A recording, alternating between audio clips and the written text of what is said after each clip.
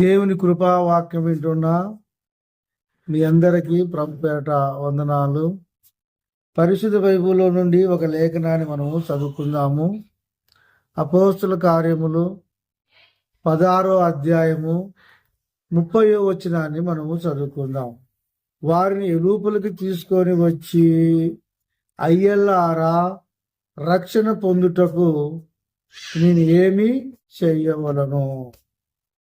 ఇక్కడ ఎవరు మాట్లాడుతున్నారు, ఎవరితో మాట్లాడుతున్నారు అని మనం ఒక్కసారి జ్ఞాపకం చేసుకున్నట్లయితే, చెరసాల్లో పౌలుకి శీలకున్న విశ్వాసమును బట్టి, వాళ్ళ మంచితనమును బట్టి, వాళ్ళు పారిపోవడానికి దేవుడు అవకాశం ఇచ్చినను అక్కడ వారు పారిపోకుండా యథార్థంగా వాళ్ళు ఉండడమే కాక, వాళ్ళు తోటి ఖైదీలందరినీ కూడా ఎవరిని కూడా పోనీకోకుండా వాళ్ళు ఆపేసిందే కాక, మళ్ళా జైలు అధికారితో నాయకులతో మాట్లాడుతున్నారు, నువ్వు ఏ హాని కూడా చేసుకోవద్దని చెప్పారు. అంతేకాకుండా వాళ్ళకు చూపిన మంచితనమును బట్టి, మంచి ప్రేమను బట్టి ఆ జైలు అధికారికి ఏమొచ్చిందంటే వాళ్ళ మీద మంచి ప్రేమ కలిగింది.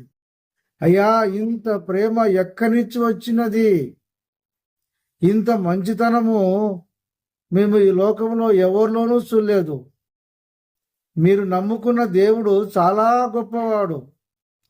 మీరు నమ్ముకున్న దేవుడు మీకు మంచి పద్ధతి నేర్పించాడు, మీకు మంచి ప్రవర్తించుటకు నేర్పించాడు.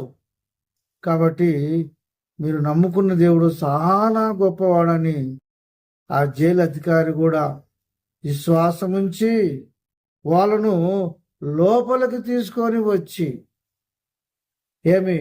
వాళ్ళ ఎదుట సాగిలపడి వాళ్ళకి నమస్కారము చేసి వాళ్ళతో అంటున్నాడు, అయ్యలారా అంటున్నాడు.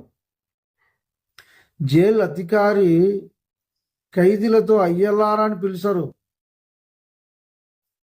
కానీ వీళ్ళు మాత్రము అయ్యలారా అంటున్నారు. అయ్యలారా అంటే ఇద్దరున్నారు అక్కడ, పౌలు శీల ఇద్దరున్నారు. అయ్యలారా, రక్షణ పొందుటకు నేను ఏమి చేయవలను? మీరు నమ్ముకున్న దేవుని నేను నమ్ముకుంటాను, మీ వలనే నేను యథార్థంగా బతుకుతాను. మీరు ప్రార్థన చేస్తే దేవుడు చెరసాల బద్దలు చేసిన దేవుడు.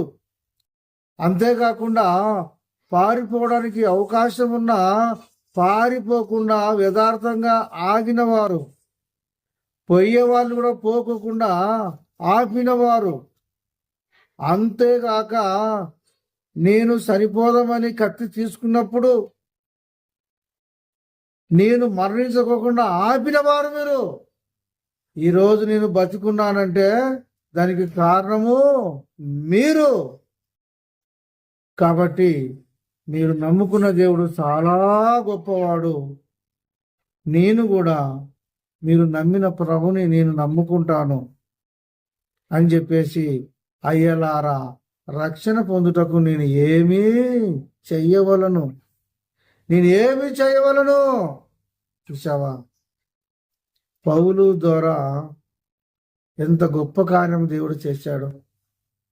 ఈనాడు నీవు కూడా ప్రభు నమ్ముకున్న వ్యక్తివి నువ్వు ఉన్నావు, సేవ చేసే వ్యక్తివి నువ్వు కూడా ఉన్నావు, పాటలు పాడే వ్యక్తి నువ్వు ఉన్నావు, ప్రార్థన చేసే వ్యక్తి నువ్వు ఉన్నావు, దేవుని సన్నిధికి వెళ్ళే వ్యక్తి నువ్వు కూడా ఉన్నావు, ప్రభువులో చేతులు వేసే వ్యక్తి నువ్వు కూడా ఉన్నావు, బాప్తిసం తీసుకునే వ్యక్తివి, దేవుని యొక్క వాక్యానుసారంగా జీవిస్తున్న వ్యక్తివి. నిన్ను బట్టి నీ ఇంట్లో వాళ్ళు రక్షణ పొందుతున్నారా? నిన్ను బట్టి ఇరుగు పొరుగు వాళ్ళు రక్షణ పొందుతున్నారా? నువ్వు వెళ్ళే ఆఫీసులో కానీ, నువ్వు చేసే పనికాడ కానీ నిజంగా నీ ప్రవర్తన బట్టి ఎవరైనా మారు మనసు పొందుతున్నారా? ఒక్కసారి పౌలు శీల వైపు మనం చూసినట్లయితే ఎంత మంచి ప్రవర్తన కలిగి ఉన్నారండి వాళ్ళు. వాళ్ళ ప్రవర్తన బట్టి, వాళ్ళ యథార్థతను బట్టి వాళ్ళు నిజంగా ఒక మనిషిని ప్రాణాపాయంలో నుండి రక్షించిన దాన్ని బట్టి వాళ్ళ గుణాలను బట్టి వాళ్ళ బుద్ధిని బట్టి వీళ్ళు రక్షణ పొందుతామంటున్నారు. కాబట్టి ఈ వాక్యం వింటున్న నీవు కూడా పౌలు వలె శీల వలె ప్రార్థన పరుడుగా మంచి ప్రవర్తన కలిగి ఉండువాడుగా నీ ప్రవర్తన బట్టి నీ మంచితనం బట్టి ఇతరులు రక్షణ పొందాలని నీవు కూడా ఈ వాక్యం వింటున్న నీవు అలాగే ఉండు. నిన్ను అయ్యలారా అని పిలుస్తారు,